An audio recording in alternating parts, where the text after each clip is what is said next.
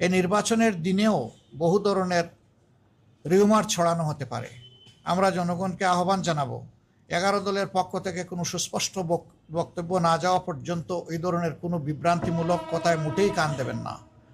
যারা পরাজয়ের ভয়ে ভীত সন্ত্রস্ত, যে কোনো পক্ষ যে কোনো কাজ এই ধরনের করতে পারে, মিথ্যা অপবাদ ছড়াতে পারে ভয়ভীতি সৃষ্টির জন্য, আতঙ্ক সৃষ্টির জন্য।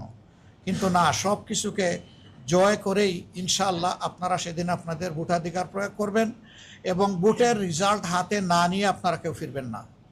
কারণ আপনি ভোট দেওয়ার পরেও আপনার ভোট নয়ছয় হয়ে যেতে পারে। আবার ভোট দেওয়ার আগেও বিভিন্ন ধরনের সমস্যা কেউ কৃত্রিম সংকট সৃষ্টি করতে পারে।